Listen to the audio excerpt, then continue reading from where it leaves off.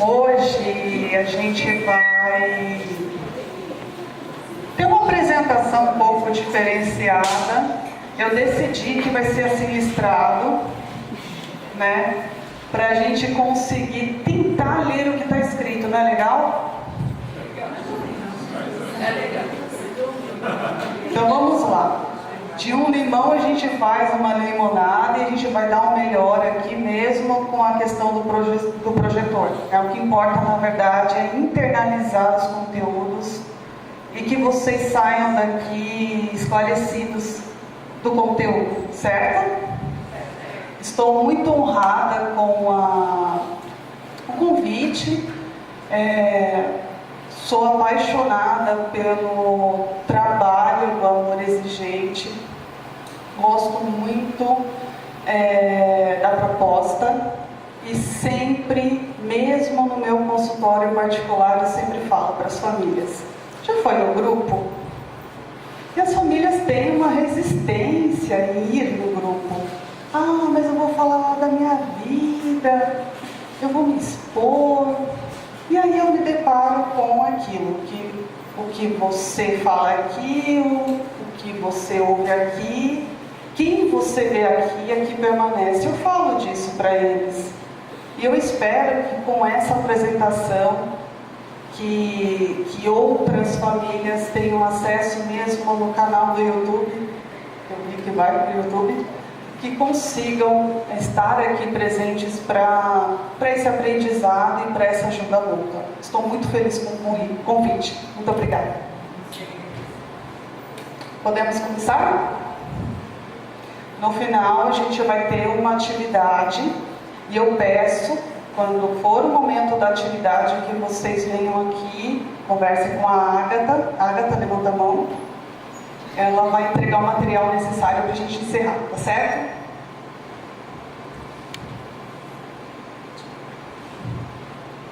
Bom, o tema são pensamentos e comportamentos mal adaptativos em pacientes com transtorno por uso de substâncias e seus familiares na premissa da terapia cognitivo-comportamental.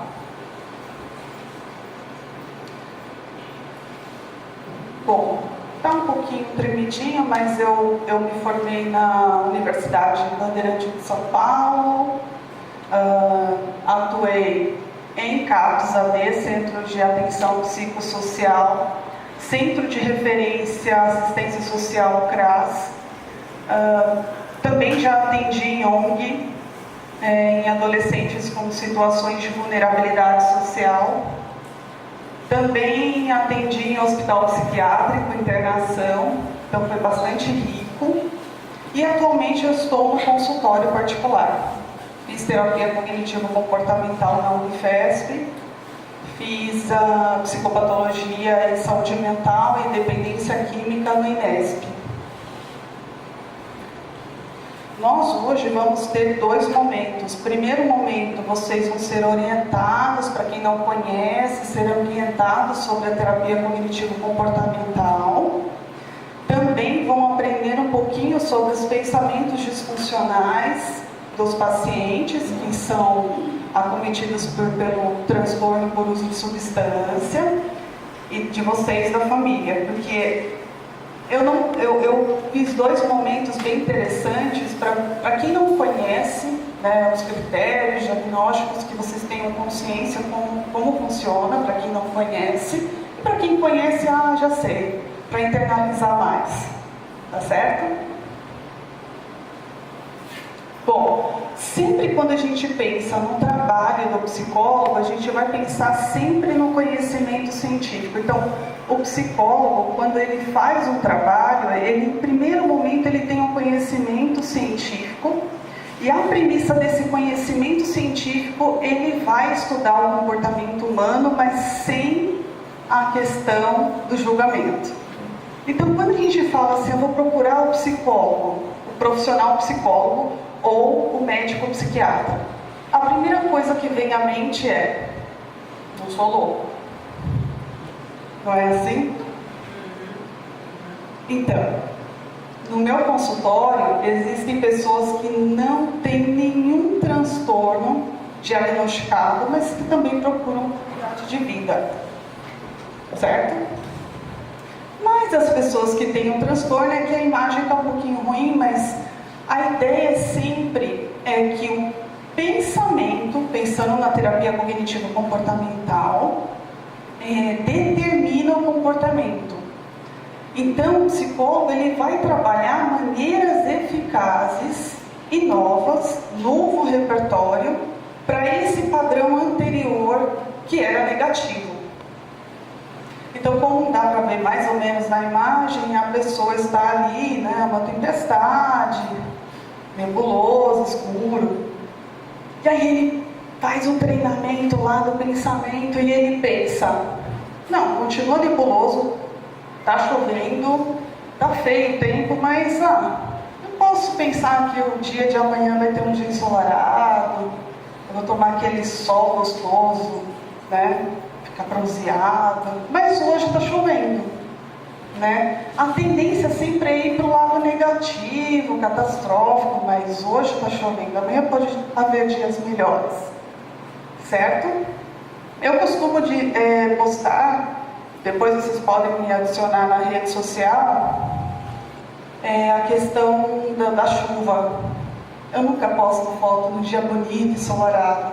Então, para quem me acompanha na rede, quando está chovendo, eu falo, que dia lindo! É bem simbólico. Eu sou do contra mesmo. Aí eu voltei. Então, eu pensei em a gente começar hoje nessa reflexão. Por que estamos aqui? Né? Pensando que a terapia cognitivo-comportamental, a premissa principal, são os pensamentos que determinam a minha emoção. Se determina a minha emoção, vai determinar o meu comportamento final. Então, o cara que está lá na chuva, tempestade, eu penso assim, nossa, que dia horrível. Hoje não vai acontecer nada de legal. Nossa, não estou animado. A emoção é qual? Quem arrisca? Se eu estou pensando isso. Negativo, tristeza. Alguém falou tristeza aí? Quem foi que falou tristeza? Eu ouvi tristeza. Negativo, tristeza. E qual o comportamento final? Quem falou depressão? Isso. Se depressão é emoção, né? Se eu estou triste, estou vendo tudo negativo, o que eu faço? Gente, tá alto isso aqui, né? O que eu faço? Se fecha. Me fecho. Então, meu repertório, ele fica reduzido, eu não saio. Mas, supondo que hoje é um dia muito chuvoso, não é o caso, mas muito chuvoso, e eu não quis sair, nós estaremos aqui hoje? Não? Não? Tem uma outra reflexão para trazer para vocês. Se todos nós estamos reunidos e fizemos uma oração fantástica de boa, né? Vibrações positivas aqui, um no meu coração ao teu, a gente teria esse momento? Não. Também não. Então, supondo que se nós estivéssemos ficado em casa porque eu pensei que o dia ia ser ruim, a gente ia perder tudo isso, né? Então, o nosso padrão de pensamento determina a minha emoção e determina o meu comportamento final, certo? Isso é um aquecimento, tá, gente? Conforme eu vou falando sobre os pensamentos disfuncionais e as questões, eu peço para que vocês mentalizem o que em vocês está disfuncional. Vai ser bem legal. Porque isso é o que a gente vai fazer no final. Tarefa para vocês. Então, uma das coisas da terapia cognitivo-comportamental são tarefas, né? Então, a gente vai trabalhar no aqui e agora, a gente vai trabalhar juntos, o terapeuta e o paciente não estão no condicionamento, o paciente abaixo, o psicólogo acima, então o psicólogo que atende na terapia cognitivo-comportamental está juntos. Então, juntos a gente vai descobrindo as coisas. Vou mostrar nos outros slides. Aqui É uma atualização, então eu achei importante trazer para vocês. Então, segundo o Manual Diagnóstico e Estatístico de Transtornos Mentais, o DSM-5, não se traz mais o termo adicto ou dependente. Então, o conceito utilizado são pacientes com transtorno por uso de substância. Ficou grande, né? Não é verdade? Pra que isso, né? Que coisa. Tava mais fácil, né? Adicto ou dependente. Pra que fazer essa coisa grande? Mas tudo bem, vamos lá. É isso, todo mundo entendeu? Se eu fazer uma prova aqui no final, se isso aqui for uma prova, todo mundo vai saber responder, né? Vai tirar 10. Ah, não senti firmeza não, gente. Tá nebuloso aqui. Todo mundo vai tirar 10? Posso ir? É vocês que mandam aqui. Posso ir? Então vamos lá. Ah, essa é bem legal, essa reflexão que eu trouxe. Ó, eu vou fazer uma pergunta, mas não levanta a mão, hein? Não quero saber. Quem usou droga? Ó, segredo, não fala. Guarda pra você. Mas quem já usou droga ou alguma substância lícita ou ilícita, guarda. Segredo. Então, você que já usou, segura e só reflita. Agora, eu quero que levante a mão quem nunca usou, experimentou, não todo mundo, tá? Senão fica chato para quem usou, né? Quem quer se voluntariar para me dizer por que nunca experimentou nenhum tipo de substância? Cigarro faz parte. Ai, gente, calma, eu queria dar oportunidade para todo mundo, mas ele levantou primeiro. Então não está tão nebuloso esse lado está nebuloso, está chuvoso aí. Vamos lá. Por que você... Seu nome? Cacil. Cacil. Por que você nunca experimentou nenhum tipo de substância? Primeiro eu tenho medo de gostar. Medo de gostar. Gente, isso, medo é o quê? Emoção. Emoção. Lembra? Pensamento automático determina a minha emoção, que determina o meu comportamento final. Então eu tenho medo de gostar. Podemos pensar que isso que ele falou, Cacildo, é um pensamento automático?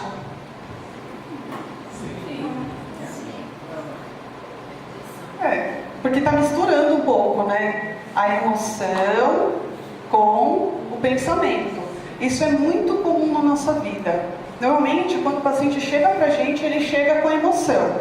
Medo, raiva, angústia. Tem um outro pensamento que determina por você não ter usado drogas? Cacildo.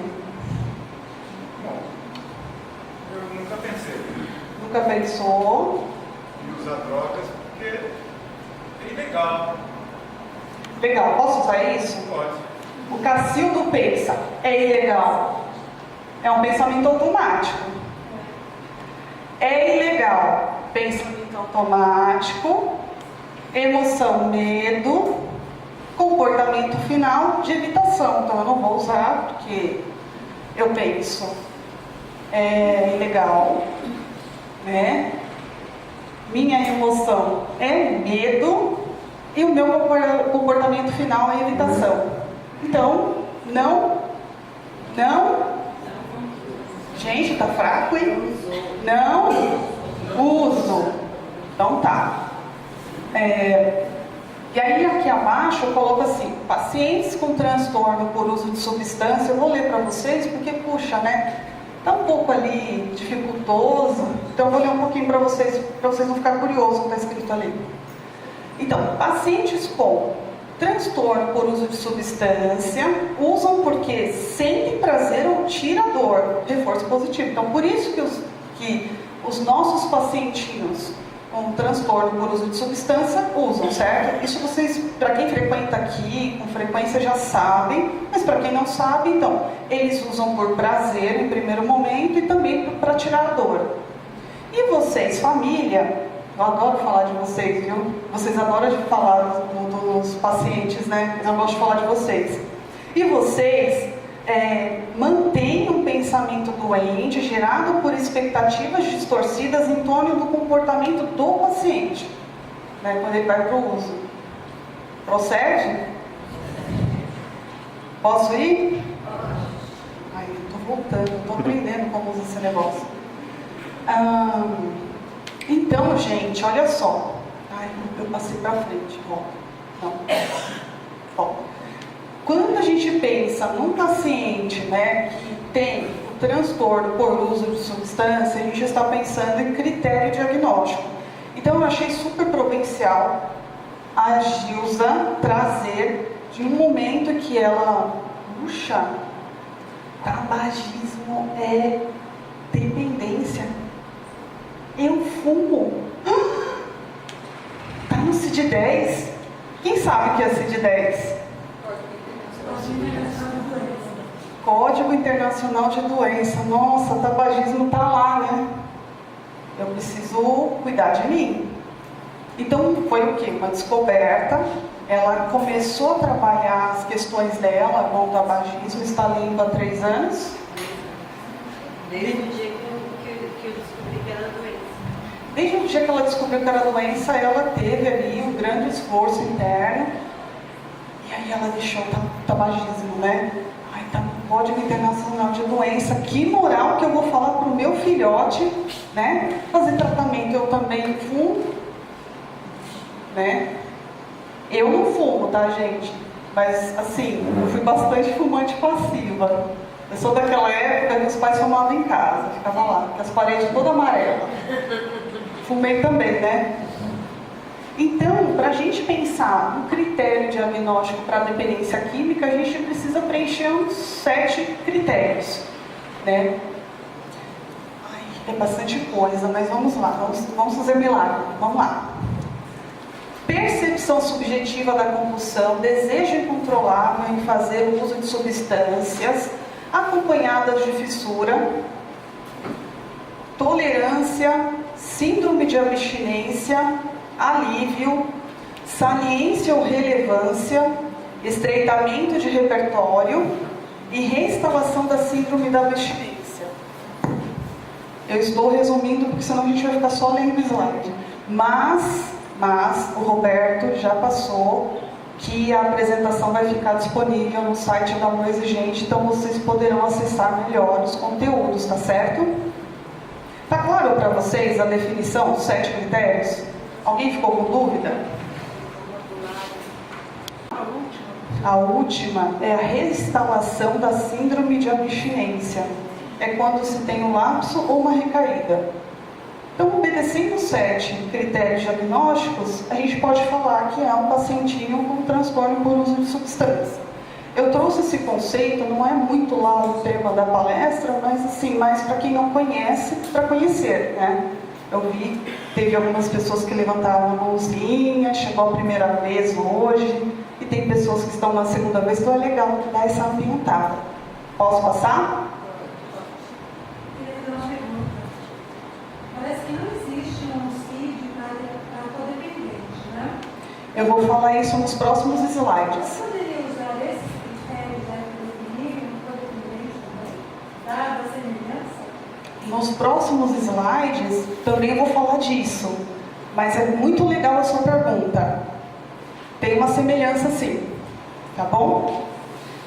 Vou passar, tá certo? Esse é o mais legal, mas está listrado. Então, a gente está falando ali, aquele que está piscando, é o nosso sistema de recompensa cerebral, a gente chama de VDA. Então, a gente está falando de um padrão biológico, sócio e cultural, né, biopsicossocial de dependência, que caracteriza a dependência. Tem os 7 critérios diagnósticos. Então, a gente está falando, nesse primeiro momento aqui, sentimentos prazerosos, reforço positivo, repetição do comportamento. Então, a gente tem 2 coisas, né? Nessa área mesolímbica, a gente tem o núcleo accumbens, que está aqui, o nosso circuito de recompensa e o córtex pré-frontal. Então, quando a gente fala do sistema de recompensa, nós temos o sistema de recompensa natural. Então, aquilo que a gente grava na nossa cabecinha, que é gostoso, é legal, então comida, né? Realização pessoal, profissional, relacionamentos, água, né? A gente está falando também, deixa eu dar uma olhadinha aqui, da sexualidade também, né? Então, a gente está falando comida, água, tudo que é natural. Então, nosso sistema de recompensa, ele identifica ser bom ou ser ruim, conforme vamos experimentando, né? Mas isso é o que a gente tem de natural. Quando o indivíduo ele faz uso de substância, a gente está falando de uma ativação de um sistema de recompensa artificial. Eu sempre gosto, para quem me conhece, de usar o simbolismo, né? Eu acho que fica mais claro. Está no próximo. Olha só, não sei se vocês estão conseguindo ver, mas assim, aqui é o brigadeirão do amor em pedaços. Aqui é o bolo de chocolate da padaria, que é muito conhecido como padoca. Então, no sistema de recompensa no meu, né, de recurso natural, está gravado que eu adoro o brigadeiro do amor em pedaços. Eu adoro. Porque um dia experimentei. E aí, voltando um pouquinho para cá, voltando um pouquinho para cá, eu vi o meu amor, o amor em pedaços. Eu pensei, como eu não como? Como, porque desde pequena tem um bolo de chocolate da minha avó, que é muito bom. E aí eu vou dando, eu posso, não posso, comi o amor em pedaços, já tinha experimentado da minha avó, já tinha experimentado da padaria. Quando eu como amor em pedaços, eu penso, nossa, é muito bom. E aí, só experimentei porque eu fiz todo esse processo, né? Comi da minha avó. Nossa, era bom. Quando eu experimento dar uma em pedaços, muito bom, né? Porque eu já experimentei anteriores. Como? Quando eu como, o meu córtex pré-frontal, que é responsável pela moral, freio, costumes, né? Tá dizendo pra mim assim, você tá gordinha, hein? Ó, você tá com uma porchetinha, você não vai conseguir usar aquele biquíni lá no Rio de Janeiro. Aí eu penso, nossa, é verdade. Eu não quis fazer academia. Mas eu como. Decidi comer porque eu pensei assim, depois eu vou lá na esteira, eu corro, né? Só que não. Mas eu faço esse combinado comigo. Eu comi 10, né? Ok, eu comi, aí todo esse processo aqui dentro do meu sistema de recompensa, eles estão conectados. Córtex pré-frontal, núcleo accumbens, o nosso circuito de recompensa. Eles vão dizendo ali, não, ok. Então, a nota final, eu estou usando notas simbólicas só para a gente ter um entendimento, uma leitura legal. 10. Aí eu conheço uma pessoa, converso horas. Aí me deu fome. Muita fome. Aí eu passo na frente da padoca e já tenho meu 10. Estou com fome. Aí eu penso, nossa, aquele bolo de chocolate não é um amor em pedaço. É o córtex pré-frontal falando, não é. Mas eu estou com fome, né? E aí eu como aquele bolo mesmo da padaria, e aí eu penso, 5. Mas tá bom. Eu comi, né? Pelo menos eu comi. Então só tem a nota atribuída do 5, do 10, do 8, da sexualidade também, entra aí, da água, da comida, porque eu já experimentei, eu fiz isso, né? Então todos nós temos os nossos 10, certo? Tá. Quando a pessoa ela faz uso de substâncias lícita ou ilícita, né? A gente não... Isso aqui já era, ó. Esquece o córtex pré-frontal. Eu experimentei, gostei. No primeiro momento existem os pensamentos que eu vou falar adiante, por que a pessoa experimenta, ok. Mas quando eu começo a fazer uso de substância, aqui, o nosso sistema antes gravado de 10, já era. Porque o córtex pré-frontal não conversou com os outros sistemas, né? Do nosso sistema de recompensa. Entrou substância, então, aquele 10 que veio 1000. O que é agora o bolo do amor em pedaços? Nada, né? Se eu já experimentei o 1000, se dentro das realizações humanas o meu máximo era 10, eu experimentei o 1000. Eu sou incrível. Então, não faz sentido mais eu gostar do amor em pedaços, daquele namorado que eu gostava tanto, daquela faculdade que me realizava. Então, tudo assim fica, ai, que chato. Mas quando eu uso droga, 1000. Então, é uma confusão. Nosso organismo não foi preparado mesmo para receber substâncias lícitas ou ilícitas, né? Então, gente, é isso que acontece. Até para a gente conseguir ter uma empatia com aquele que usa substância. Ele experimentou 1000. Quando ele entra em tratamento, ele volta a ser condicionado ao 10. Ressignificar isso. Não, isso é legal. Comer o bolo do amor em pedaços, é legal voltar para a faculdade, é legal reativar os vínculos, porque quando eu estava no 1000, era imediato. Depois vinha um período de depressão que todo mundo já conhece, né? Então não faz muito sentido para ele. Quando faz o sentido o tratamento, ele vai aqui voltar para o 10. Tá certo? Bom, passou o amor em pedaços. Depois, eu estou explicando nesses quadrantes como funciona o modelo cognitivo por uso de substância. Então, eu vou chegar mais pertinho, tá? O primeirão lá de cima, ele está dizendo assim, experiências durante o desenvolvimento. É que eu realmente, gente, eu me preocupei em não ser muito teórica, porque é muito chato, e ser mais prática. Então, assim, existem as crenças, que todo mundo já conhece, que nas outras teorias, que é aquele famoso inconsciente. Então, as crenças, o pensamento automático e todo um padrão disfuncional que vem, ele está de acordo com a crença. A crença é aquilo que está lá no inconsciente, dentro das teorias anteriores que todo mundo já conhece. Então, é difícil de acessar, né? Então, se o indivíduo ele cria crenças enraizadas, fica um pouco difícil acessar. Então, é só no processo mesmo de tratamento que ele tem essa leitura, esse entendimento. Então, isso é formado quando?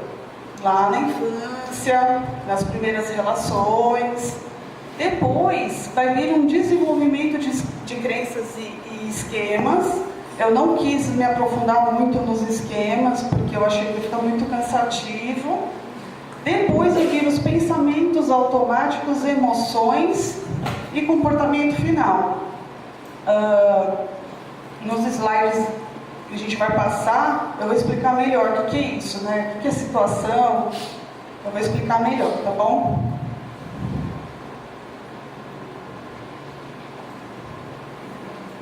Então, aqui está um caso de um pacientinho que tem uma história infantil relevante, né? Ele tem as primeiras relações onde as pessoas que cercam ele é bem rígida, pessoas rígidas que cobram demais. Aí nasceu aquele irmãozinho, ai que fofo, né? Ele fica lá de segundo plano, na visão dele, né? Porque na visão dos pais que tem um segundo filho, é o mesmo amor, só que o pequenininho que chega requer mais cuidados, mas criança não sabe disso. Então, na visão dele de criança, com olhar infantil, ele não é mais querido, ele não é mais amado. Isso é o quê? Pensamento automático, né? Só que isso forma Aí ele também sofre bullying na escola. Isso também forma uma crença, né, de inadequação, autoestima prejudicada. Então, olha o que ele pensa automaticamente. Não faço nada direito, não sou amado. Se me esforçar muito, farei algo muito bem feito. Aí vai lá para o perfeccionismo. O outro é bonitinho, fofinho, então eu vou, né, dar o meu melhor, tirar a melhor nota na escola. Ele vai fazer tudo muito perfeito, só que somos seres humanos imperfeitos, então a gente nunca é perfeito, né? E aí é uma guerra interna dentro dele. Quando o mundo externo não dá aquele valor que ele deu dos feitos dele, só confirma a crença dele, de que não é querido e não é amado, né? E aí o padrão tem uma tendência a se repetir no futuro. Depois, estratégia compensatória. O que é uma estratégia compensatória? Se eu tenho uma crença de desamparo, não sou querido, não sou amado, eu preciso fazer as coisas perfeitas, porque senão eu não vou ser aceito. A estratégia compensatória, além do alto padrão de exigência que eu acabei de falar, então ele vai para o perfeccionismo, ele entra em fuga. Então, em situações em que ele precisa de enfrentamento, não vai enfrentar, ele vai fugir. Ou, pensando aí na fase mais velhinho, uso de substância. Então, eu pensei em 3 situações. Então, lembrando, para a terapia cognitivo-comportamental, a gente vai falar do quê? Pensamento automático, emoção, comportamento final. Pensando um pouquinho nesse caso, situação 1, ele está no colégio, é uma criança. E ele pensa automaticamente, fui pior aluno. O que ele faz? Qual que é a emoção? Eu penso, fui pior aluno. Tristeza.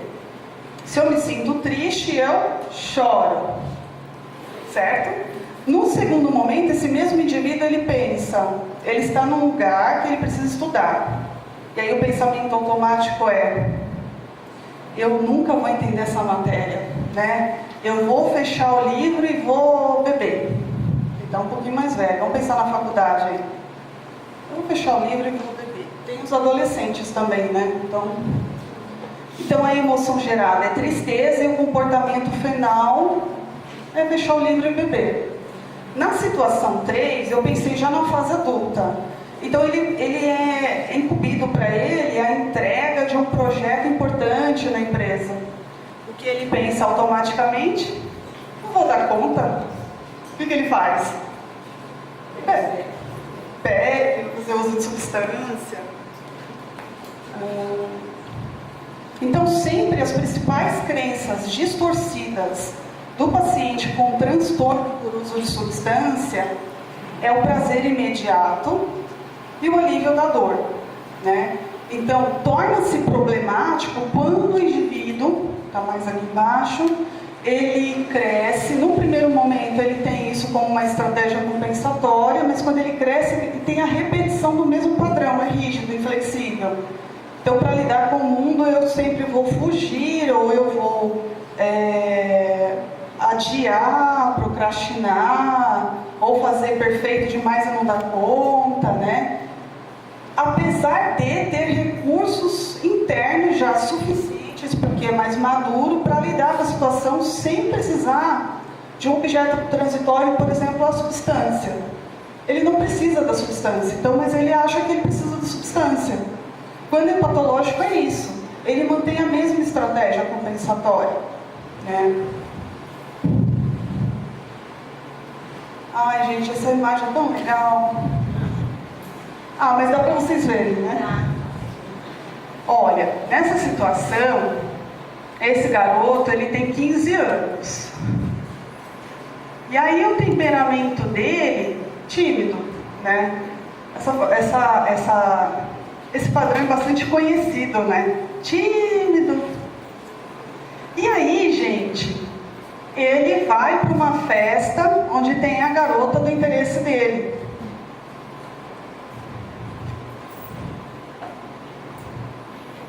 Aí ele pensa automaticamente, tenho tenho que beber para tomar coragem. Não tá bonitinha essa imagem? É que não dá para vocês ver o balãozinho, mas ele está pensando em cerveja. Então ele pensa, tenho que beber para ter coragem. Lembrando que ele é imaturo, né? Então essa é a estratégia compensatória que ele pensou mais fácil, né? Do atalho. Aí ele... eu voltei. Aí ele bebe. Mas quando vocês pegarem a apresentação, a imagem vai estar mais bonitinha. Aí ele bebe, e aí que vem o padrão disfuncional, né? Porque ele associa como uma estratégia compensatória para o padrão de timidez beber, né? Ele bebe, aí aqui ele tá rindo, olha como ele, né? Tá felizão aqui, né? E a mocinha que tá do lado, nossa, que cara incrível, né? Que menino mais desinibido, como ele conversa, ele tá continuando a conversa, e aqui ele ganhou a moça. Aí ele já gravou. Em situações em que eu me senti desconfortável ou com medo, eu bebo, né? Eu consegui conquistar aquela garota. E aí, gente, a crença se confirma, né? Objeto transitório, bebida. Eu bebo. Nossa, fiquei muito legal. A moça fala pra ele, você é um cara incrível, muito legal, a gente precisa ir mais festa. Aí que os nossos jovens vão para as famosas raves, né? E aí, outros capítulos.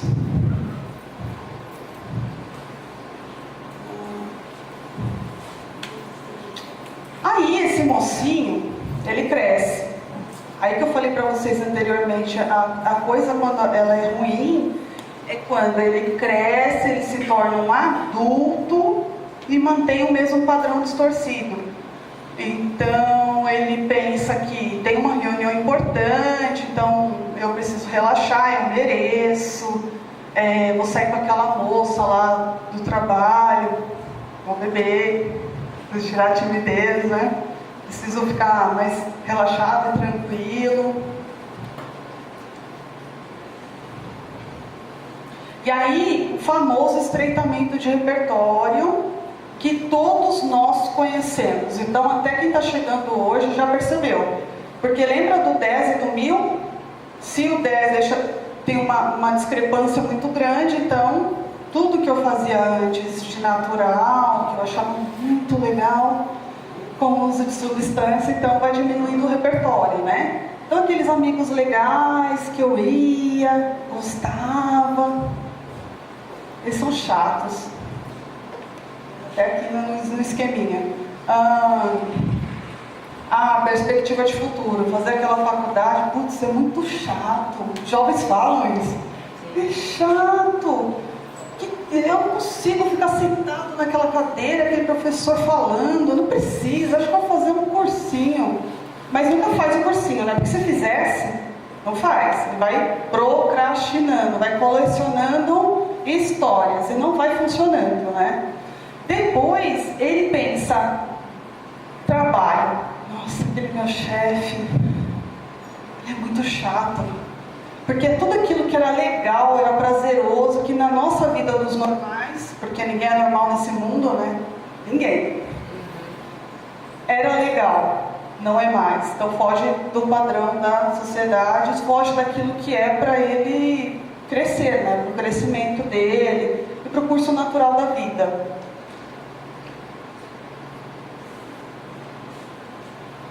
E aí, gente, o que significa o conceito de família para vocês? Então, eu gostaria que vocês fizessem um momento de reflexão aí, o conceito de família. Por quê? O codependente químico, ele é historicamente alguém altruísta, eu cuido muito da minha família, nós sempre estamos juntos, né? Mas vem do histórico aí, dessa questão do natural, da estruturação familiar.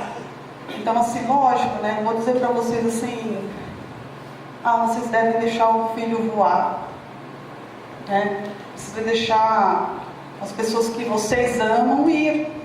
A gente deixa ir, mas a gente ama também. Mas existe uma confusão interna, né, do amor que eu deposito e das coisas distorcidas que eu sinto com aquela pessoa que faz uso de substância. Então, isso confunde bastante, né? Padrão de codependência, a gente está falando aqui do histórico. Foi legal que a pergunta da colega, que ela falou assim, olha, os 7 critérios diagnósticos, né? Bate ali? Bate. Historicamente, lá na década de 70, né, em Minnesota, Estados Unidos, surgiu diversos centros de tratamento para codependência, que foi percebido que tinha essa necessidade. E os padrões de comportamentos emitidos pelas pessoas que cercam uma pessoa que está em tratamento, que faz uso de substância, que é o termo mais conhecido como dependente químico, desenvolvem padrões típicos de comportamentos, né? Então, se ocupam 100% dos problemas e situações do pacientinho, doa-se demais, super proteção. Então até eu pensei nessa imagem dos pais colocando os filhinhos na bolha. Eu tenho vontade de fazer isso com meu filho também. Pronto, falei. Tenho vontade. Não posso, mas também tenho.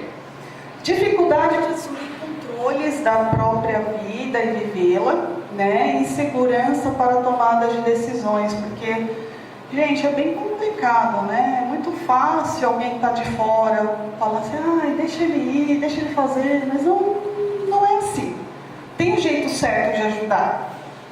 E também, continuando na codependência, é a questão do padrão típico do controle, do controlar o paciente.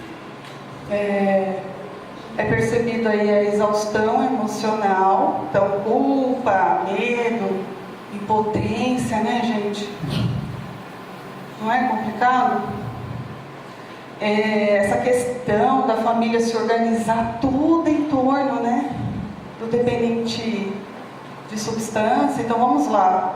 Lembra daquela história do irmãozinho? Então, aquele irmãozinho, vamos pensar que ele cresceu e ele faz uso de substância.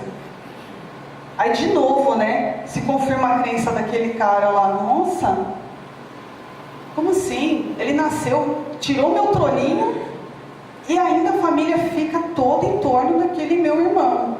E o outro adoece também. Então é disso que a gente está falando também, da codependência, né? Porque todos ali ficam tensos. Lógico, o comportamento emocional o comportamento de dependência emocional é bem extremo, né? Vocês experimentam isso de uma forma bem amarga, né? Então, tem aí o diagnóstico, que está nos 3 slides agora seguintes, que está dizendo detalhadamente o que é caracterizado a codependência química. Então, para quem não sabe, eu coloquei o item A, B, C, D, que segue na sequência de 1 a 10, que são a coexistência de 3 ou mais seguintes sinais, né? São sinais de negação excessiva, controle rígido das emoções, depressão, hipervigilância, compulsividade, ansiedade, abuso, ou um excesso de cuidado. Isso é muito legal também de observar. Vocês devem ter observado isso também, que é uma progressão ou uma doença associada também na família, né? Então pode vir estresse, depressão, outros transtornos psiquiátricos aí que nós observamos de catalogados nas famílias. As famílias também precisam de médico, né? Precisam de cuidados. Então, esse slide eu achei legal a gente trazer também a reflexão, gente. Não é só a dependência de drogas lícitas ou ilícitas que é observada a codependência, mas principalmente tem outros transtornos. tem transtornos psiquiátricos, temos dependência, jogo patológico, a gente tem dependência da internet e a gente tem a compulsão alimentar. Então, assim, não é só drogas lícitas ou ilícitas, né? Eu trouxe só esses exemplinhos, mas existem outras compulsões, outras situações que tiram o eixo familiar. Se a gente pegar um pacientinho borderline, por exemplo, mexe com toda a estrutura familiar, porque é um padrão típico de transtorno de personalidade que mexe com a rotina. Então, para quem tem filhos ou familiares que têm transtorno de personalidade, sabe o que eu estou falando, né? Então, não é só dependência de drogas lícitas ou ilícitas.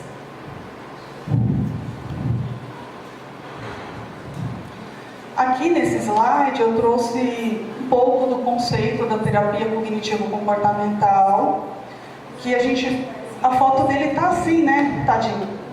Mas foi em 1960 pelo Aaron Beck. Ele era um conhecido psicanalista, pasme. Nossa, a TCC começou da psicanálise. Ele era uma pessoa bastante conhecida, professor de psiquiatria, né, da Universidade da Pensilvânia, na Filadélfia, e ele realizou estudos voltados para a depressão. Foi bem interessante que ele observou que o padrão de depressão é resultante de crenças negativas que o paciente tinha de si mesmo. É bem legal, né? As pessoas às vezes não sabem, acham, nada a ver, psicanálise, TCC. Lógico, depois aprimorou a teoria, não houve mesmo essa questão da diferença. Mas foi o cara Beck, que era um estudioso de psicanálise, era reconhecido por isso, que percebeu aí que o padrão do comportamento depressivo era resultante dessas crenças. Lembram das crenças que eu falei para vocês? Lá enraizado, lembra do inconsciente?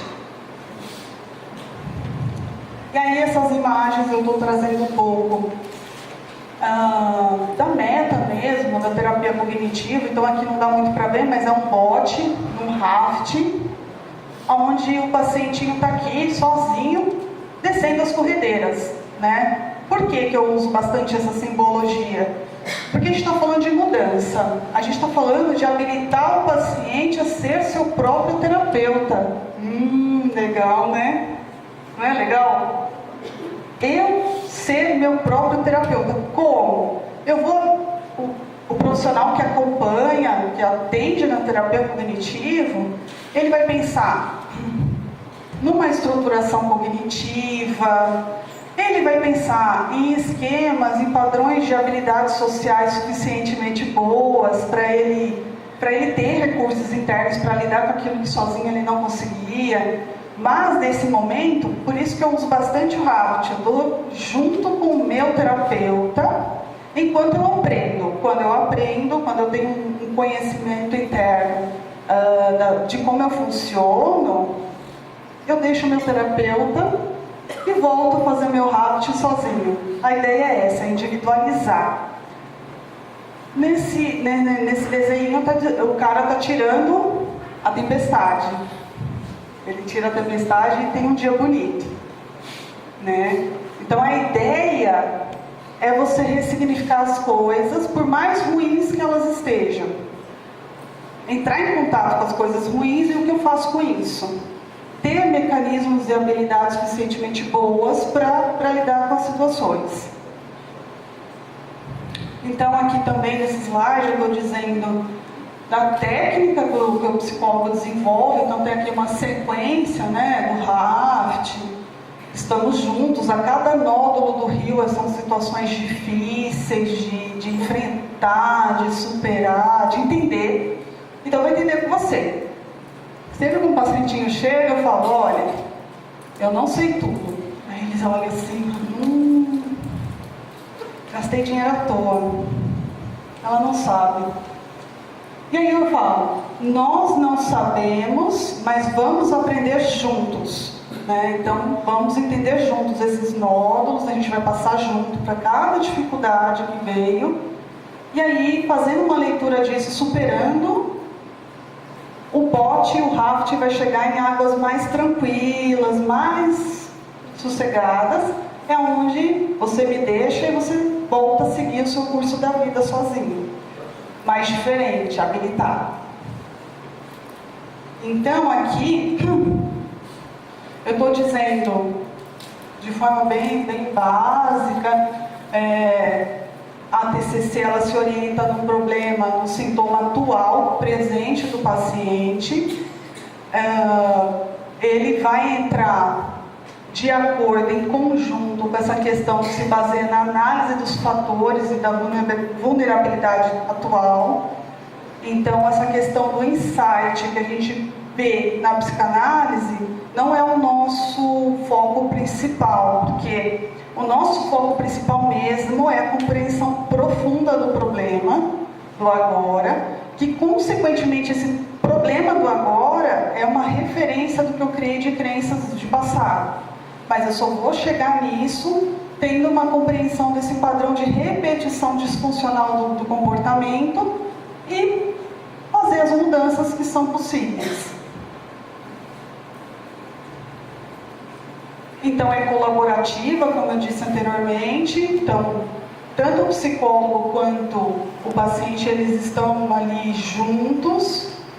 Precisa ter bastante vínculo, né? Porque a cada nódulo do rio, para quem experimenta o tratamento sabe que é bem doloroso, né? Então, precisa ter bastante vínculo para ter um entendimento, uma leitura bem legal do que está acontecendo. A gente vai estar sempre trabalhando com metas e submetas. É coaching? Não é coaching. Mas a gente vai trabalhar com metas e submetas, resolvendo, vocês estão se individualizando e caminhando para a alta. A ideia é sempre que vocês consigam caminhar sozinhos, ter uma leitura, ter um entendimento do que está acontecendo. É legal esse tópico aqui de baixo, que são sessões estruturadas. Então, entre uma consulta e outra, sempre o terapeuta cognitivo ele vai propor para o paciente esse entendimento, essa leitura do que ele está tendo de pensamentos e comportamentos disfuncionais e, consequentemente, entre uma consulta e outra é muito comum o terapeuta cognitivo dar uma tarefa de casa. Aí vocês voltam para a infância, tarefa de casa. Às vezes o pacientinho ele faz, mas quando ele não faz é porque está acessando demais aquilo que é doloroso e está difícil fazer. Então, uma tarefa de casa ela pode ser escrita ou pode ser um padrão novo de comportamento a ser desenvolvido. Eu não consegui fazer. Então, vamos entender por que você não conseguiu fazer? Porque é a tarefa de casa e nunca é para o terapeuta, é sempre para vocês, é sempre para o pacientinho que está em tratamento, né? E às vezes eu me pego com os discursos dos pacientinhos falando assim, eu não fiz, eles acham que eu sou professora, eu não sou. Não sou professora, não vou te dar nota ruim ou nota boa porque você fez. Quem precisa se dar a nota porque teve um êxito, mudou o padrão de comportamento ou porque conseguiu fazer, é você, porque se você conseguiu fazer, porque você foi capaz. Então a ideia é sempre propor para o paciente ele ser capaz de promover essas mudanças, né? E também, gente, essa questão das sessões estruturadas, sempre entre uma consulta e outra, o pacientinho ele sabe o que vai ser tratado. Então não fica assim, o que eu vou falar hoje na terapia? Terminou a terapia, vamos programar a agenda do que a gente vai falar na próxima consulta, né? O que você acha de trabalhar essa meta ou essa proposta? Legal. Então já vai sabendo aí o que vai acontecer na próxima consulta. Então, nesse sentido, é estruturado. Lógico, pode vir uma demanda a mais, mas assim, olha, na nossa agenda a gente tem isso e tem isso também que aconteceu. E aí a gente vai caminhando cada vez mais para o finalzinho do tratamento. Então, nesse esqueminha aqui, então eu estou dizendo aqui, pensamento disfuncional sempre precede, né, da situação, do que está acontecendo. A emoção é como o indivíduo vai tendo um entendimento das situações que acontecem. E aqui o comportamento final, ela vem em forma de reação física, psicológica. Então ela é comportamental por isso, porque se eu tenho um esquema de evitação, eu vou, numa situação complicada, emitir alguns padrões de comportamentos que vai ter reações fisiológicas. Dor de cabeça, sudorese, às vezes desmaio, não sei, eu preciso evitar uma situação que é dolorosa para mim. Então, a única maneira que o meu organismo tem para lidar com o estresse é fazendo isso. E às vezes a gente vai procurar lá, tem muitos pacientinhos que procuram cardiologista, ai, eu senti uma taquicardia. E aí eu falo, isso é psicológico. Vai lá no cardiologista, você não vai achar nada. Ai, eu acho que eu estou com problema neurológico, porque eu acho que eu estou com aneurisma. Aonde que você viu isso? No Google. Então. Porque é verdade, a reação física que vem aqui, ó, se eu estou numa situação complicada, tenho medo de falar em público, aí eu acredito que eu não vou dar conta, né? Não vou conseguir. Eu penso que eu não sou capaz, não vou conseguir. Aí, a minha emoção é qual? Angústia, né? Muita angústia. Qual que é o comportamento final? Ai, Roberto, deu dor de barriga. Posso dar palestra? Pode ser a Gilza no meu lugar? Posso ir agora? Nossa, Roberto, você não sabe. Eu tô vendo tudo escuro. Eu tô com tontura. Não dá para dar palestra. E de verdade, gente, se eu acredito nisso, eu vou fazer isso de padrão de comportamento.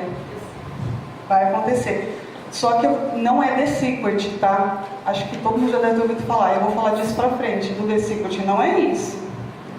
Mas se eu penso que está lá embaixo da crença que eu criei sobre mim, a emoção altera e o comportamento altera. Ai, gente, as imagens estavam tão bonitinhas. Mas vamos lá. Aqui tem um bebezinho que ele está com um remo lá no bote e tem eu aqui atrás. Não sou eu, isso é simbólico, tá? Então, quando a gente se conhece no início da terapia cognitiva, eu estou fazendo junto nesse momento o entendimento, uma leitura da demanda, qual é a demanda que está acontecendo, quais são as metas, que dentro da TCC é bastante conhecida como a lista de LDM, né? Lista de metas. Depois eu vou fazer um planejamento junto, a gente vai entender sempre junto,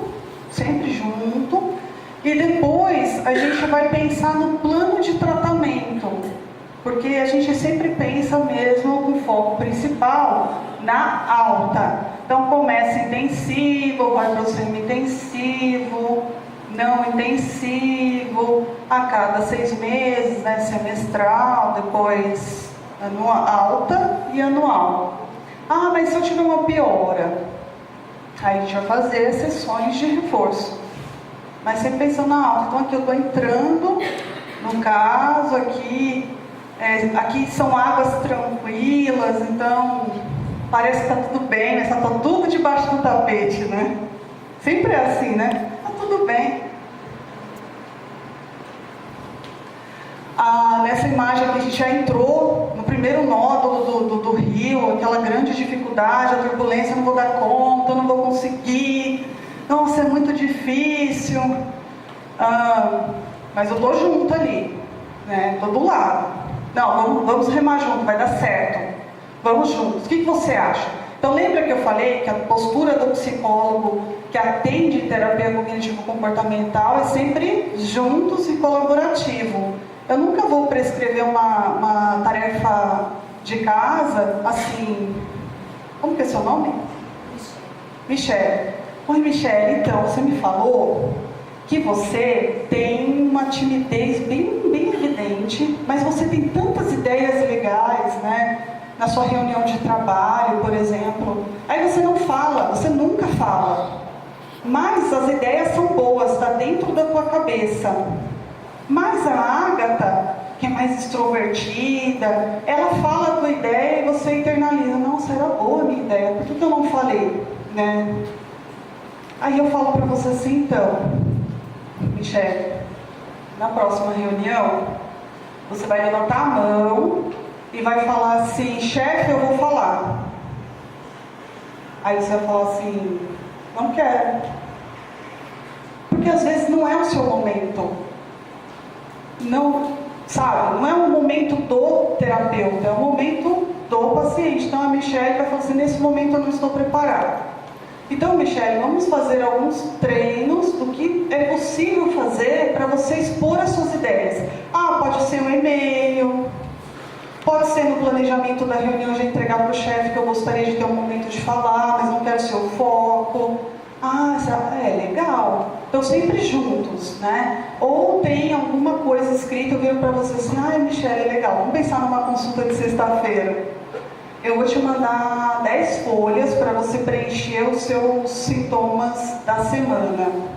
Aí você vai falar para mim assim, não, eu vou viajar, quero fazer.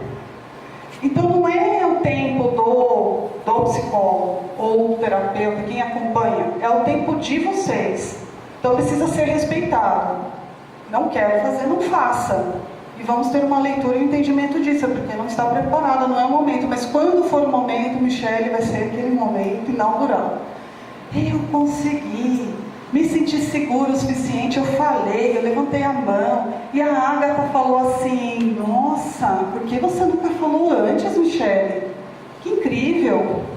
E aí ela é reforçada positivamente, o novo padrão de comportamento é instalado, porque ela é reforçada. Nossa, eu consegui falar. Né? E a minha ideia foi aí discutida, elaborada e de certa forma foi escolhida. Então aqui a gente está no bote, no raft ainda, né? Então a gente está indo. A gente pode cair. Eu falo sempre para o paciente, cuidado onde você vai me levar, hein?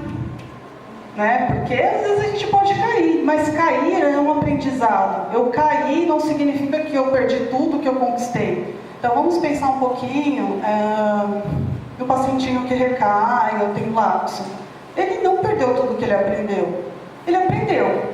Agora ele levanta e segue em frente com aquele conteúdo. Puxa, nessa situação em que eu recaí, eu não posso mais ficar exposto, porque eu recaí nesse momento. Então, eu vou tentar outras estratégias.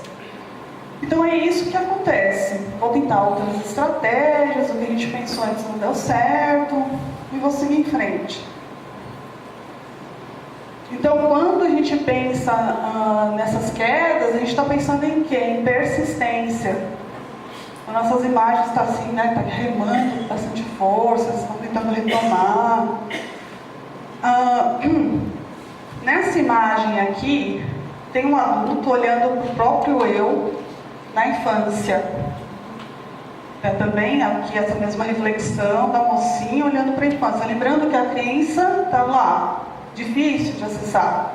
Então, quando a gente questiona as crenças, é muito rico, porque aí se eu sei, se eu tenho uma leitura de onde veio isso que eu sou, eu consigo fazer mudanças efetivas. Então, ter esse encontro com o teu eu interior, com as coisas que se passaram.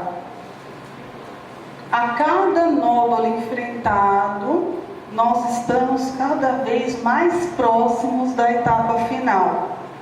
Então, realmente é bem legal quando a gente chega nessa fase. Aqui, não dá para perceber muito, mas assim, as águas estão mais tranquilas. Eu já estou aqui, ó, sem o remo. A pessoa que está em tratamento já está ali preparada para me deixar nessa casinha. Eu fico e aí ele segue sozinho. Então, habilitado para seguir em frente. Aí é um esquema tá bem explicadinho da questão do pensamento disfuncional, né? E como ele estabelece. É um textinho base, mas que é bem importante. Então, primeiro, eu preciso entender meu pensamento disfuncional, eu preciso identificar o meu pensamento disfuncional, eu preciso questionar meus pensamentos disfuncionais, eu preciso encontrar estratégias e situações para lidar com o meu pensamento disfuncional, encontrar o caminho para ter uma leitura e entendimento e fazer um novo padrão de comportamento. Então aqui segue o que eu falei anteriormente. Então, uma situação, falar em público. Qual que é o pensamento automático? Eu não vou dar conta, eu não vou conseguir. Qual que é a emoção? Medo e angústia. Reações fisiológicas, eu já falei, né? Ai, não tô legal. E realmente não é mentira, a pessoa sente mesmo. E aí o comportamento final é sempre de esquiva. Se eu acredito nisso, então eu não vou falar em público porque eu acredito que eu não vou dar conta.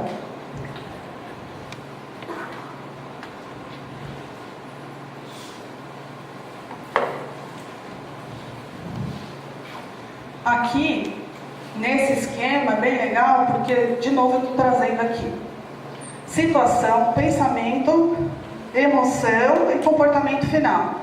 O evento que eu trouxe aqui é sempre o mesmo, mas são pessoas diferentes que estão pensando, emoções diferentes e comportamentos diferentes. Então, eu encontro um amigo num local público, me disponho a cumprimentá-lo, e ele não responde. O primeiro pensa: o que eu fiz de errado? O que será que eu fiz de errado para ele não me cumprimentar? Alguém já passou por isso? Sim, já. Será que ele não vai ser mais meu amigo, né?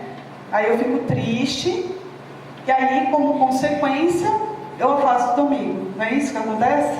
Se eu penso isso, o outro, na mesma situação, ele pensa: o que será que houve? Será que eu fiz alguma coisa de errado? Eu fiz alguma coisa de errado, Gilson? E aí eu sinto ansiedade e o comportamento final fica: ai, Jesus, eu fiz alguma coisa? Né? O terceiro é hard. O terceiro vai pensar assim: quem ela pensa que é por não me cumprimentar? Qual que é a emoção? Raiva. Eu abordo a Gilza com agressividade.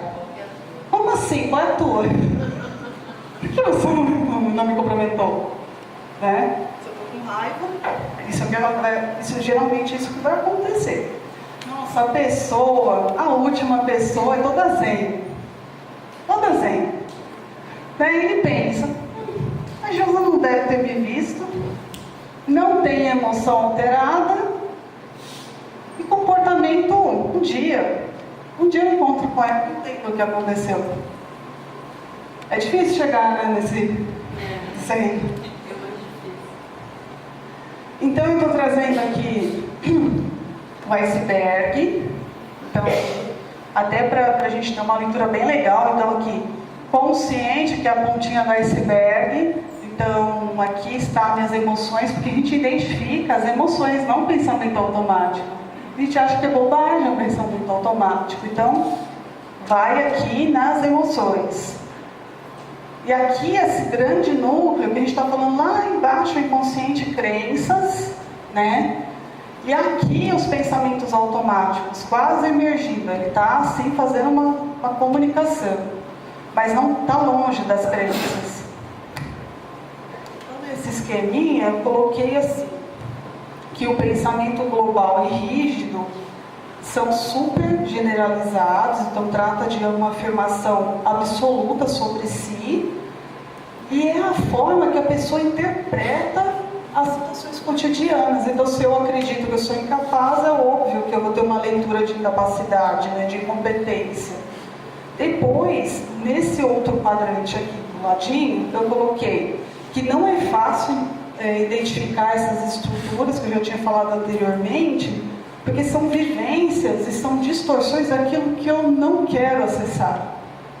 Então, também, o profissional que estiver acompanhando vocês, para quem já faz um atendimento, um acompanhamento, percebe que a pessoa que está te tratando percebe o que dói em você e ele não está falando. Por exemplo, eu tenho uma pacientinha que eu estou acompanhando há 5 meses. E ela, eu já sabia que ela tinha sofrido um abuso pelo padrasto e morava no mesmo local que ele. Só que eu percebia, dentre esses 5 meses, que ela não estava preparada para falar. Então eu não falei, mas todo o meu trabalho de raft lá, de passar os nódulos, era para habilitá-la a lidar com essa situação problema. Até que chegou aí os 5 meses que ela botou para fora. Eu sei que você sabe que foi fulano de tal que vive com a minha mãe que fez isso comigo. Eu sei. Então hoje eu quero falar. Quando ela fala, ela encontra uma estratégia compensatória. E foi interessante sozinha, mas porque a gente fez todo um processo de habilitando até ela conseguir botar para fora. Que ela coloca uma câmera escondida lá no quarto, por conta própria, e pega ele fazendo as coisas. Né? Então, ela conseguiu. E aí eu falei para ela, parabéns, você conseguiu. Ai, porque agora eu consigo falar. E aí a gente chamou a mãe e sim, a gente encontramos aí um caminho favorável, né? Positivo, para ela sair dessa situação de problema. Ai, esse slide eu estou falando o quê? É que vai ficar um pouquinho difícil para mim. Mas eu estou falando de flexibilização cognitiva. Se eu entro em contato com o meu pensamento automático, eu já descobri ali qual que é a minha crença, que emerge o meu comportamento, a minha emoção alterada e o meu comportamento alterado, eu vou flexibilizar o pensamento. Se eu acho isso, eu começo a questionar o que eu penso sobre mim, sobre as minhas ações. Então, o que a gente está fazendo? Flexibilizando. Então, é olhar uma nova perspectiva, né? Aqui tem um homem, acho que dá para todo mundo ver uma pessoa idosa. E eu vou dizer para vocês, só que não é uma pessoa idosa. Também é. Mas tem 2 pessoas aqui. Então é ter esse outro olhar. No primeiro momento eu estou vendo uma pessoa idosa, depois eu estou vendo que tem pessoas dentro, que forma a imagem. Essa imagem é bem legal, porque é um casal dentro de um vidro, e não tem só o casal. Aí eu convido vocês a olhar diferente, tem golfinhos ali dentro. A Agatha passou horas tentando achar os golfinhos. Depois, essa imagem é a mais conhecida quando a gente fala da questão da imagem. É uma pessoa idosa e também é uma moça. Nessa imagem, a gente tem estrada, não é só 2 pessoas idosas, tem 3 pessoas, tem vaso. Então, flexibilizar é fazer isso, ter desenvolver uma nova ótica. Horário, né? Crenças disfuncionais da codependência, eu já falei anteriormente. Então essa questão do autossacrifício, do controle, da vergonha, da culpa. Então, pensamentos automáticos que vêm sempre vai ser assim. Eu devo fazer tudo por ele ou por ela, porque ele não consegue fazer sozinho as coisas. Isso é muito legal, abrir mão das minhas aulas de pilates, da minha viagem programada, que estava agendada pela Europa, para cuidar do meu filho, da pessoa que eu amo, né? Aí do controle, eu coloquei até uma frase de uma mãe que eu acompanho, que ela fala assim: eu preciso ficar 24 horas controlando o fulano, coloquei um nome fictício, e o meu controle é tão bom que aí no final de semana ele vai para casa da noiva e aí eu controlo com ela no WhatsApp se ele sair antes do horário combinado. A gente sabe que o excesso de controle não vai determinar o comportamento da pessoa que usa. O que vai determinar, na verdade, é o querer dele, é o desejo de mudança. Mas ele acaba que fazendo isso por medo, né? E a vergonha e a culpa é sempre o famoso clichê de achar que sou eu. Eu quis, eu posso ter feito alguma coisa errada, né? Por mais que o grupo do amor exigente está me dizendo que eu não tenho culpa das coisas, eu me sinto culpada. Então é uma frase e um pensamento automático bem comum.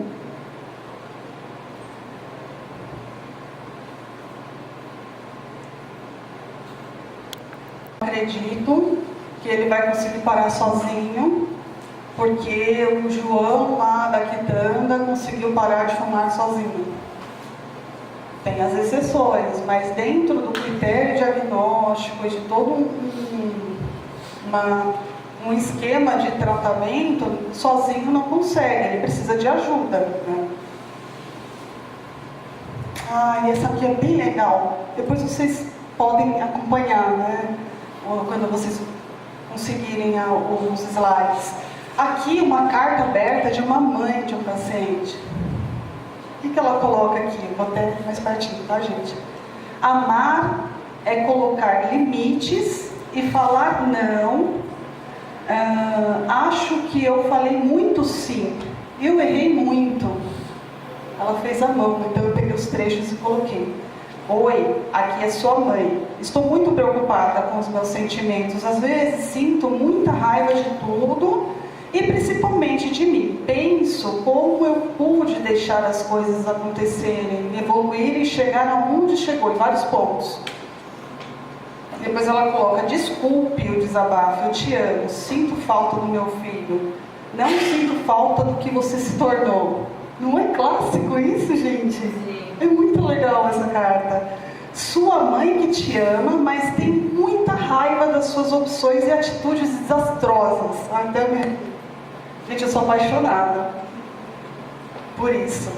De ver isso, esse start, assim, nossa, eu botar para fora as coisas, entrar em contato. Me sinto mal e cheia de desesperança. Tenho medo de ouvir tudo que ouvi. Promessas e histórias bem elaboradas, porque eles prometem bastante, né? Mas eles prometem, gente, não é por mal, sabe? Lembra que a gente viu anteriormente dos critérios diagnósticos? Não é culpa deles.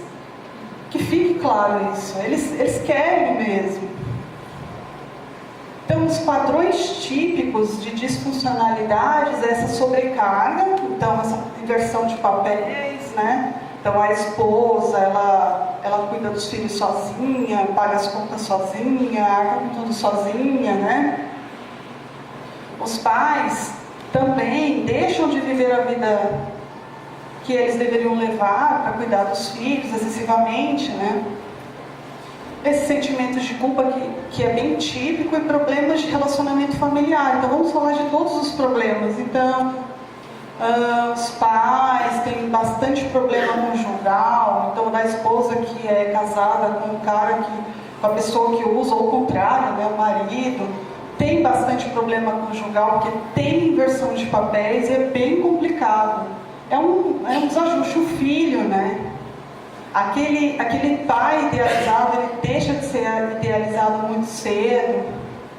Eu atendi uma vez um pacientinho que também fazia tratamento para alcoolismo. Ele era um cara negão desse tamanho, 2 metros, forte, era bonito, porque ele já estava no estágio final do tratamento, já estava recuperado, e ele chorava igual criança. Nossa, meu filho só queria andar de bicicleta comigo, e eu estava sob efeito. Eu não ajudei a andar de bicicleta, eu não queria fazer isso com ele. Eu fico arrepiada nisso, porque mexe com a gente, porque a gente entra na história. E eu falei para ele, você não fez isso quando ele estava aprendendo a andar de bicicleta, mas anda de bicicleta com ele no final de semana. Faz isso junto com ele, ressignifica, e foi muito bonito. Então, essa culpa gerada não é só da família, mas da pessoa quando está em tratamento também. eles usam, não porque não gostam de vocês, é porque, lembra daquilo que eu falei inicialmente? O 1000. Eu experimentei o 1000, então estar com meu filho ensinando ele a andar de bicicleta, estar com a minha esposa no dia do aniversário de casamento, estar presente nas relações de trabalho é 10, não é 1000. Então eles aprendem a ressignificar isso. É bastante gratificante quando entra em contato com isso. E aí, gente, isso aqui é bem legal. Gente, eu me empolgo. Pensando que os pensamentos determinam a minha emoção e vai, consequentemente, determinar o meu comportamento, então, se eu mudar meu pensamento, tá certo ou tá errado? Tá certo? Se eu só mudar meu pensamento, vai mudar minha vida? Legal. Porque nessa tirinha, chama Mona Lisa de pijamas. Ela que está dizendo, ela está lendo aqui, né, o tal do The Secret. Ai, você é aquilo que você deseja. Isso, vou mudar o pensamento, é isso aí. Ela se acaba comendo aqui, isso aí, mulher, pode comer. Você já é magra, aquela pochete, sabe aquela pochete que eu vou carregar nas férias? Então, nossa, eu posso comer. Vamos pro Mac, Agatha, depois. Come, mulher! Aí ela parece uma bolinha depois, né? Esses livros de autoajuda não ajudam em nada. Olha o olhão aqui da colega, né? Olha, gente, ela é loirinha. É eu, tá me descrevendo aí. Aquela ali é a Agatha. Aí, aqui adiante eu tô dizendo assim, livro de autoajuda. Legal. Aí a pessoa tá aqui, né? Lendo o livro de autoajuda é assim. Vai dar tudo certo, viu? Vai dar tudo certo. Pensa naquele avião que está passando lá com aquela mensagem. Acredite, vai dar tudo certo. É só mudar o pensamento. Né? Só que não, né? Então, o que seria o correto? Tá aqui, né? Joinha. Me falaram de contar essas listas, a gente pode fazer assim, ó, bichinhos, ó. Então, joinha. Correto, tá, gente? Procure um profissional habilitado, especializado, né, em saúde mental. Pesquisem sobre o profissional. Cuidado com as ofertas, né? Então, assim, pesquisem. Vocês precisam escolher bem o profissional que vai acompanhar vocês, tanto o médico quanto o profissional psicólogo. Procurem, pesquisem, identifiquem se faz se faz sentido para vocês. Porque, lembrando que precisa ter vínculo. Em alguns outros casos, como eu descrevi anteriormente, o tempo está acabando.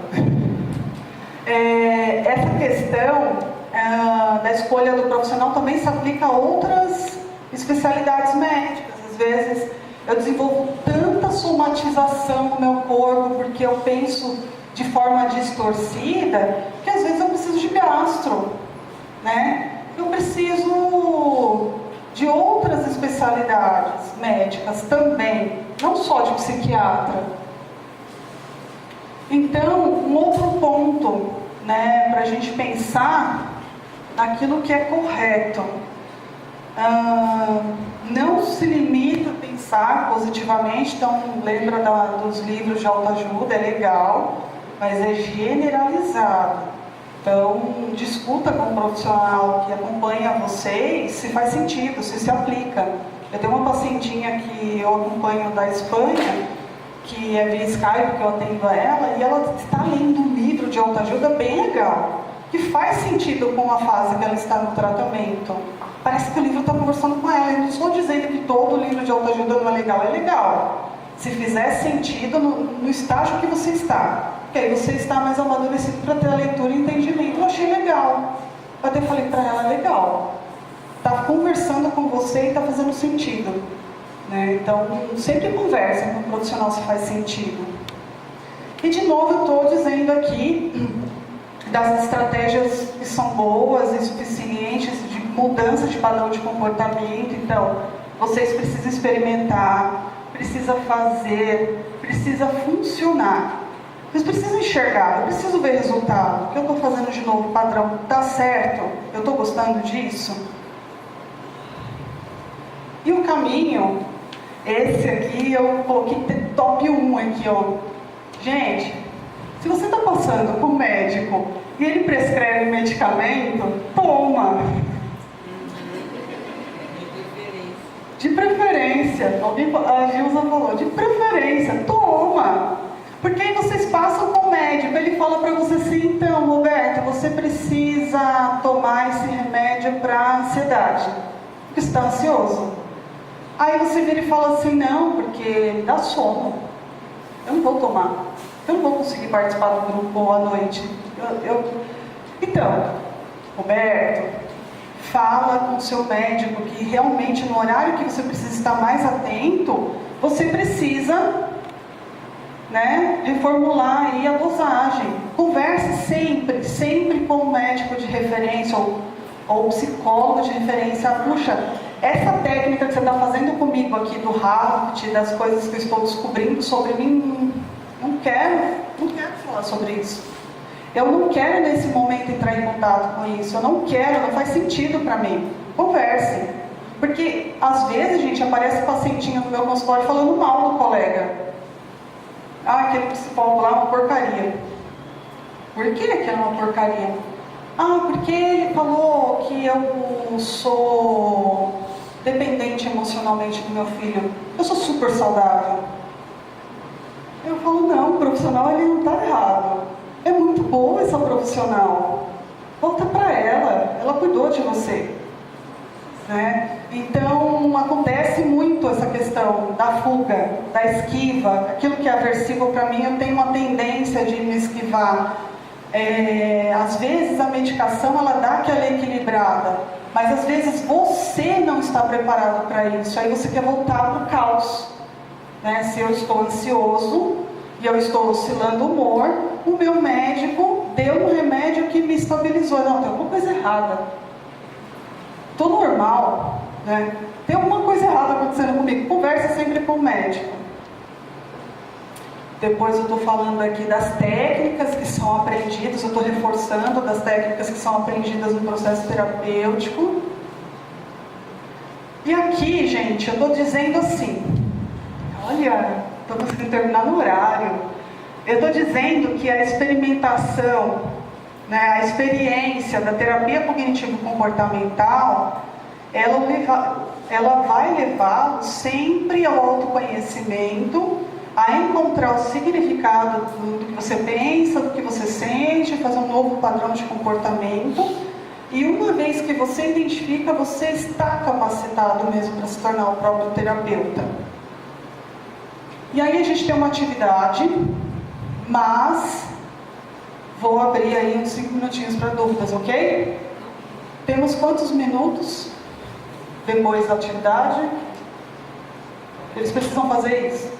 Se eu entendi bem, o que você falou, a sua postura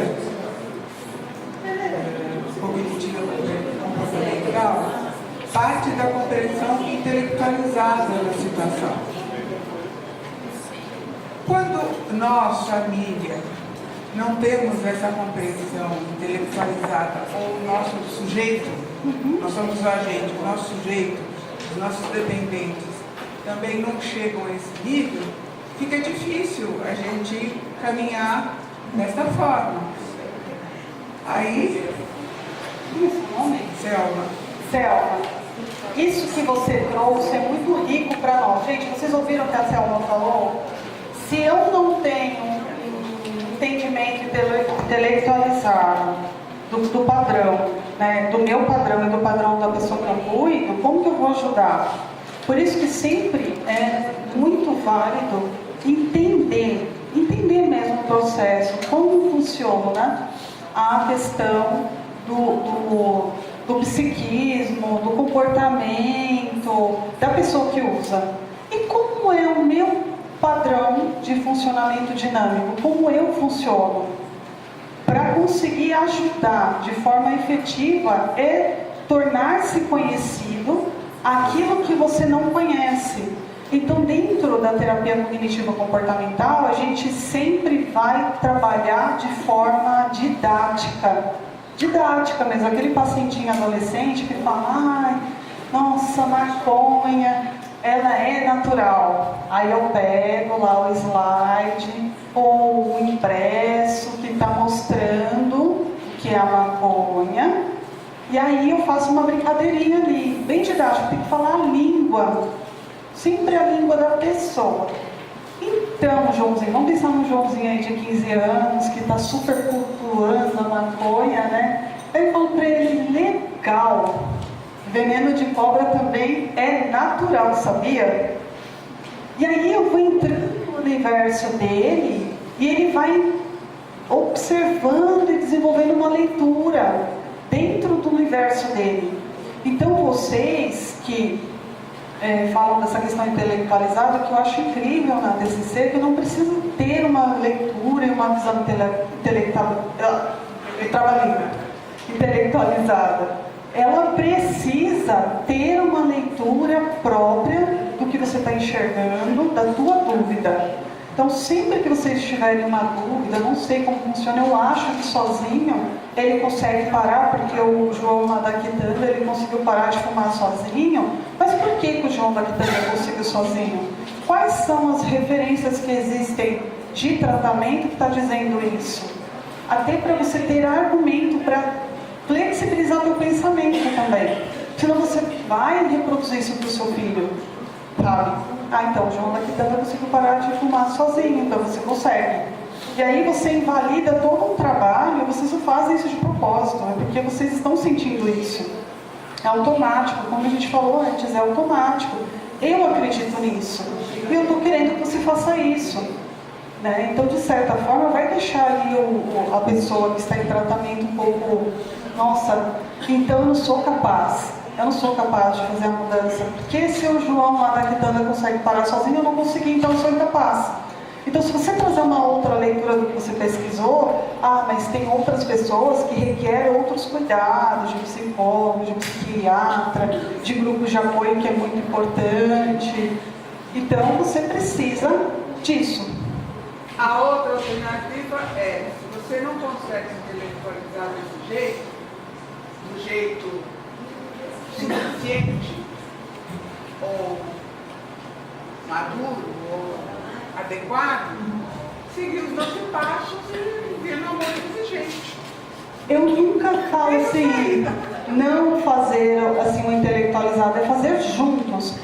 Eu sempre acredito nos juntos, mesmo aquele que está no consultório, aquele que está numa clínica de internação, todos precisam do grupo, todos. Eu levanto sempre a bandeirinha, eu ando com os folders do amor exigente. Eu sempre entrego para a família faz uma cara feia para mim, assim, mas eu já estou em tratamento. Não, você não está, você precisa de grupo também. Você precisa conhecer os seus iguais, você precisa estar junto. Não é assim sozinho que você vai conseguir.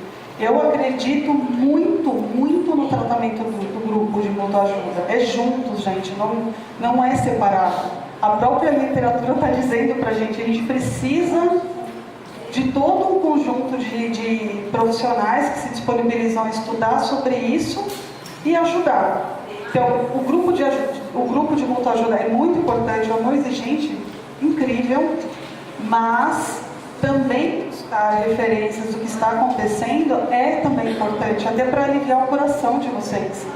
Porque quando aquele filho chegar em casa de novo porque ele caiu, você vai ficar triste, decepcionada, frustrada. Você vai acessar os 12 passos, mas ao mesmo tempo, ter uma leitura do que está acontecendo fisiologicamente com o seu filho vai te ajudar a funcionar e a lidar com a situação problema.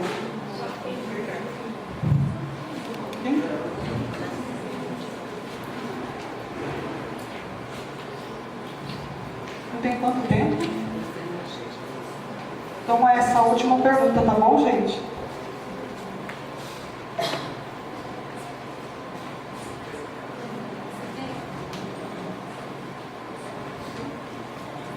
Boa noite. Boa noite. Essa terapia cognitiva que você nos trouxe hoje, ela seria só para o paciente, para o familiar, em grupo, individual?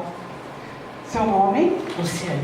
Luciane, ótima sua pergunta. A terapia cognitivo-comportamental, ela se aplica em grupos, se aplica individual para o paciente que está em tratamento, independência, né, por transtorno por uso de substância. Também se aplica à família.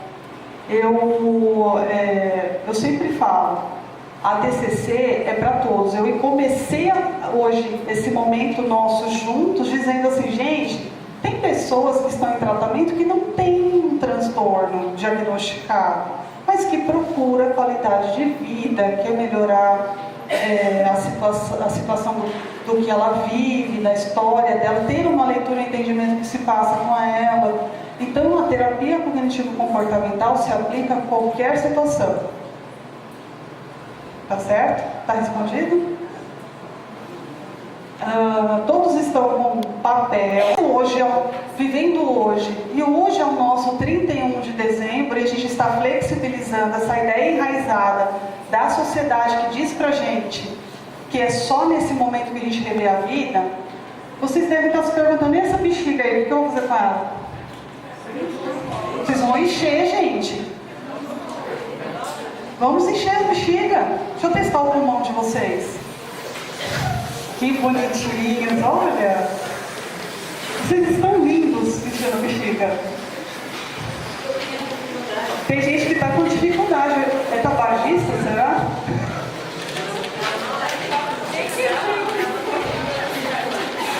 Dá outra bexiga para ela. A bexiga dela veio com defeito. Alguém está com bexiga com defeito?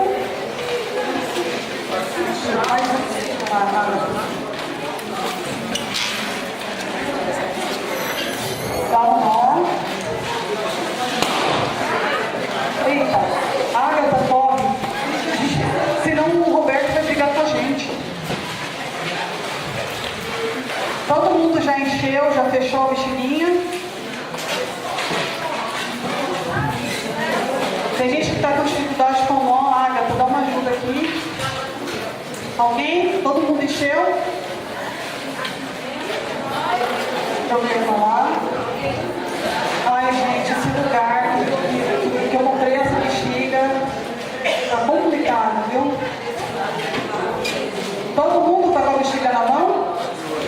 Levanta quem encheu. Quem não encheu? Alguém está com defeito? Então vamos lá. Agatha, ajuda a colega, não corre lá. Vai enchendo no caminho, vai enchendo. Vai enchendo lá. Então olha lá, gente. Enquanto a Agatha está ajudando a colega, olhem de novo para o que vocês escreveram. Vamos ficar todos em pé.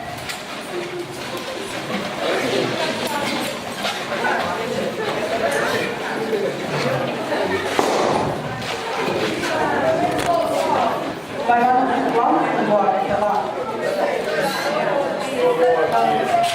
Estourou lá, Agatha. Vai, desce o seu pulmão aí, Agatha. Corre. Olha lá. Enquanto a Agatha corre, olha o que vocês escreveram. Isso é o que vocês estão pensando de mudança, de reflexão, sabendo que nós estamos vivendo hoje. É o nosso 31 de dezembro. Então a gente está ressignificando isso, flexibilizando o pensamento, que é o que muita gente aprendeu hoje. Enquanto é 31 de dezembro, enraizado na sociedade, o que a sociedade faz quando a gente está no 31? Qual que é a musiquinha que canta? Ano velho, feliz ano novo. Mais alto.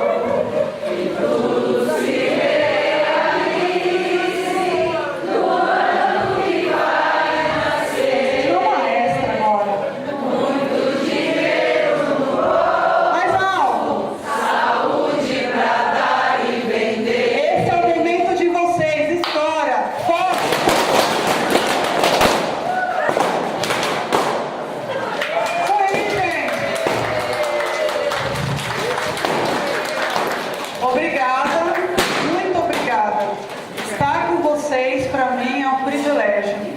Grata.